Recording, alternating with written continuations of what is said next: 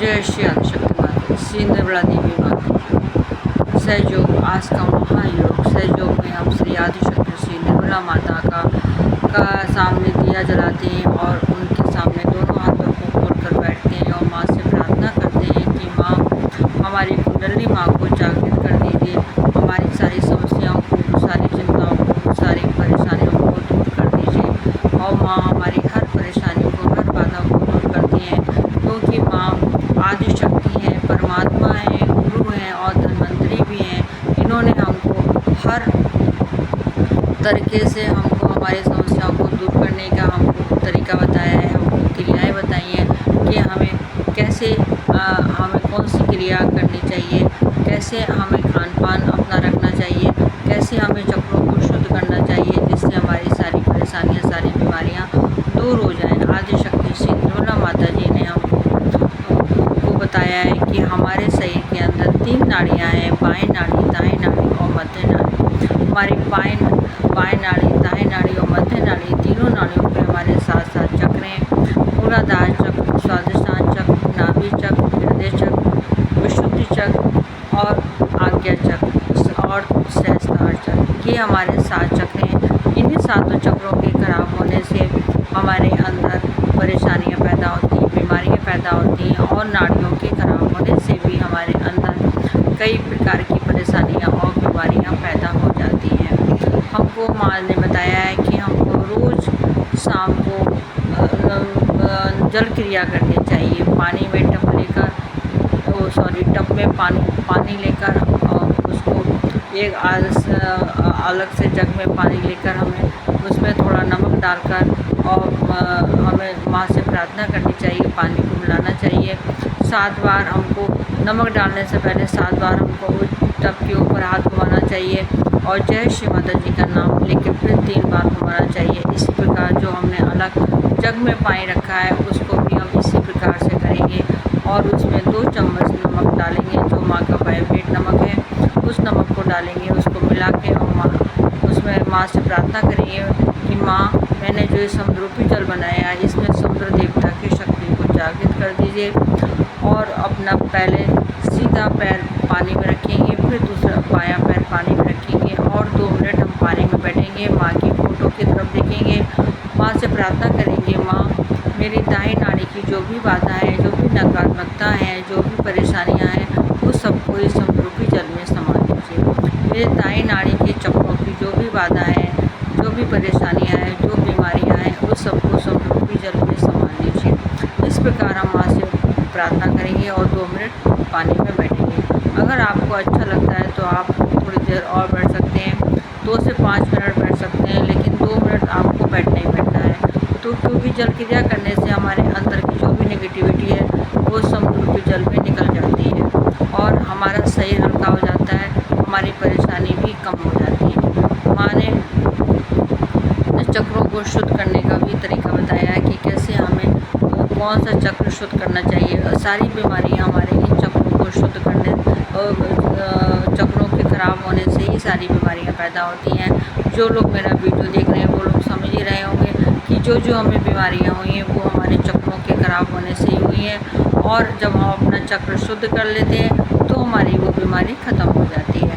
आज मैं आपको पेचिस के बारे में बताऊँगी, क्योंकि गर्मी बहुत हो रही है, लोगों का पेट भी खराब होता है गर्मी के कारण, थोड़ा सा खान पान भी थोड़ा सा अलग हो जाता है, इसकी वजह से जो है वो हमें पेचिस हो जाती है। किसी को तो बहुत ज़्यादा परेशानी हो जाती है। इसीलिए आज मैं आपको मौसम के हिसाब से सभी चक्रों को शुद्ध करने का तरीका बता रही हूँ। आज मैं आपको पेचिस के बारे में बता रही हूँ। अगर पेचिस हो गई है तो हमको आधा गिलास पानी में आधा नींबू को निचोड़कर और उसको दिन में 3 बार हमको पीना चाहिए। उससे हमारी पेचिस में आराम मिलेगा, लाभ होगा। नारंगी, आजकल नारंगी भी आ रही है, तो नारंगी में दस्त या उल्टी, आजकल गर्मियों में उल्टियाँ भी आती हैं, दस्त भी आती हैं और कई तरह की परेशानियाँ होती हैं। तो हमको अगर दस्त के साथ साथ हमको उल्टियाँ भी आ रही हैं तो हमको नींबू पानी पीना ही चाहिए और या फिर हमको 1 कप नारंगी का जूस निकाल कर उसमें पिसी हुई 1 चम्मच मिश्री मिलाकर रोज़ 4 बार पिए। जब तक आपको बीमारी दूर नहीं हो जाती है, आपके दस्त सही नहीं हो जाते हैं, तो आप ये पीना है। और अगर उल्टी आ रही है तो उसमें भी ये फ़ायदा करता है कि नारंगी के जूस में अगर आप मिश्री मिलाकर मिश्री को पीस लीजिए या फिर ऐसे ही उसमें मिलाकर उसको चला लीजिए, उसको पिएँ तो आपको उल्टी में भी फ़ायदा होगा और आपके दस्त में पेचिश में भी फ़ायदा होगा। और ये चीज़ एक सबसे बड़ी चीज़ और ये है कि अगर छोटे बच्चों के जैसे दांत निकलते हैं उस टाइम जो उनको लैट्रिन आती हैं, तो अगर आप बच्चों को दांत निकलने के समय उनको लैट्रिन आ रही है तो ये आप अगर छोटे बच्चों को चाहे एक चम्मच या 2 चम्मच आप बच्चों को दिन में देते हैं तो उनके दांत भी आराम से निकलेंगे और उनके दस्त भी नहीं आएंगे और तो उनको आराम मिलता है। बच्चों के दांत निकलने भी बहुत आराम मिलता है। और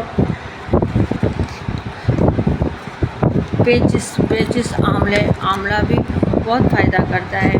अगर आपको खूनी पेचिश हो या आँव आ रही हो तो 1 बड़ा चम्मच आंवला इतना ही शहद मिलाकर रोज़ 3 बार आप 10 दिन तक इसे खाएं, आराम मिलेगा। या तो आंवला आप खाएं, उसको पीस के घिस के कैसे भी खा लें, या फिर आप आंवले का जूस आता है वो भी आप बाज़ार में मिलता है, वो आप ले सकते हैं। और उसमें आप उतना ही आप शहद डालें जितना आप आंवले का जूस निकालते हैं। अगर आपने जो है वो आधा कप या थोड़ा 2-4 चम्मच आपने अगर आंवले का जूस लिया है तो 2-4 चम्मच ही आप उसमें शहद डालें और उसको दिन में 3 बार पिएं। आपको ये 10 दिन तक पीना है, इसमें आपको आराम मिल जाएगा। छाछ या मट्ठा, दही छाछ जो होता है, छाछ मट्ठा जिसे हम लोग बोलते हैं, ये भी हमें दस्तों में बहुत फ़ायदा करता है। अगर आपको जो है इसमें मट्ठे में 1 चम्मच शहद मिलाकर आप रोज़ 3 बार पिएँ। अगर आपको दस्त आ रहे हैं, पेचिश हो रही है और तो आप इसमें शहद मिलाकर पिएँ। सौंफ या फिर धनिया और जीरे को बराबर मात्रा में मिलाकर पीस लें। फिर एक बार सुन लीजिए, सौंफ, धनिया, जीरे को बराबर मात्रा में मिलाकर पीस लें, उसको थोड़ा सा सेंधा नमक मिलाकर लें। इसमें आधा चम्मच दिन में 3 बार मट्ठे के साथ खाएं। फिर सुनिए एक बार, सौंफ, धनिया और जीरे को बराबर मात्रा में पीस लें, उसमें थोड़ा सा सेंधा नमक मिला लें और इसको केवल आधा चम्मच हमको दिन में 3 बार लेना है मट्ठे के साथ में। मट्ठे के साथ में खाएंगे, मट्ठा या छाछ के साथ में खाएंगे तो वो हमें दस्तों में बहुत फ़ायदा करेगा।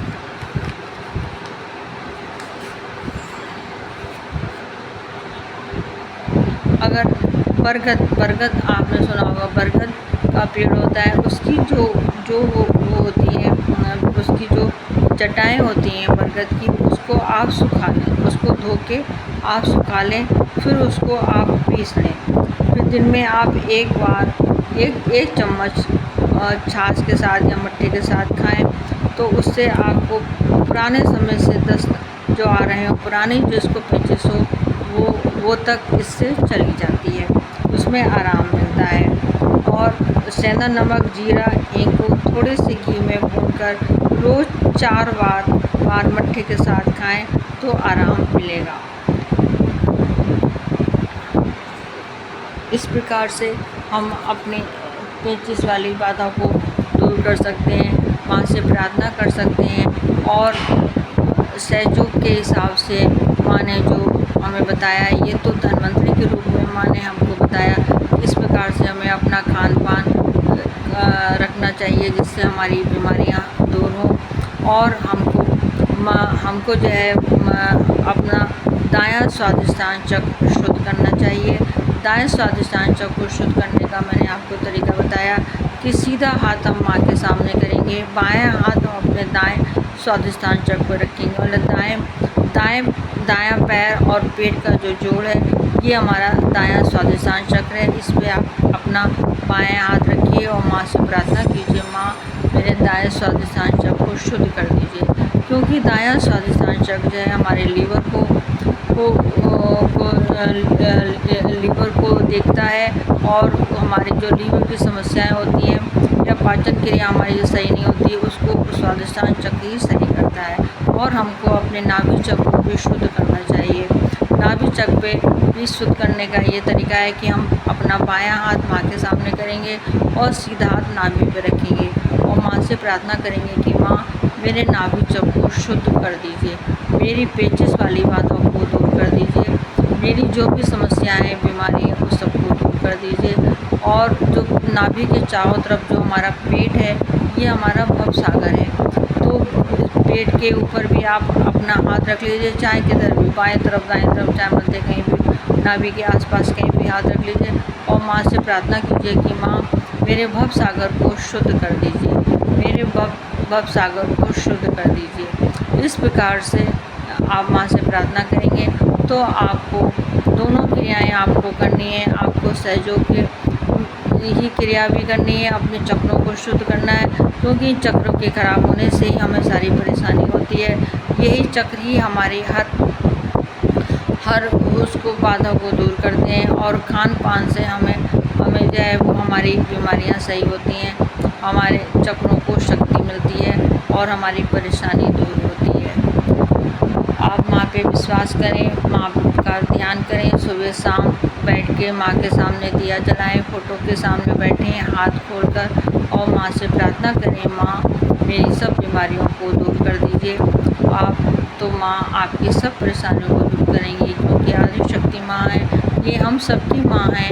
और माँ अपने बच्चों की बहुत जल्दी पुकार सुन लेती हैं, लेकिन थोड़ा सा विश्वास रखना है, थोड़ा सा संयम रखना है, थोड़ा सा संतोष रखना है, और हमको माँ से रोज़ प्रार्थना करनी है। जब तक आपकी परेशानी दूर नहीं हो जाती है, जब तक हमको माँ के सामने बैठकर अपनी परेशानी को दूर करना है, माँ से प्रार्थना करनी है।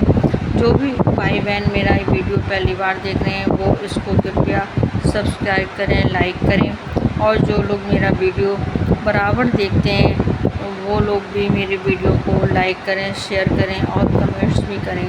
कुछ और इसके अलावा पूछना चाहते हैं तो वो भी आप कमेंट्स करके पूछ सकते हैं, या जो मैं बताती हूँ मैं तो अपनी तरफ से यही कोशिश करती हूँ कि मैं जो आपको बताऊँ वो आपको समझ में आ जाए। और अगर मान लीजिए कोई बात ऐसी है जो आपको समझ में नहीं आती है, तो समझ में नहीं आती है तो आप उसको कमेंट्स करके पूछ सकते हैं। मेरे सभी भाई बहनों को जय श्री माता दी, जय श्री माता दी, जय श्री माता दी।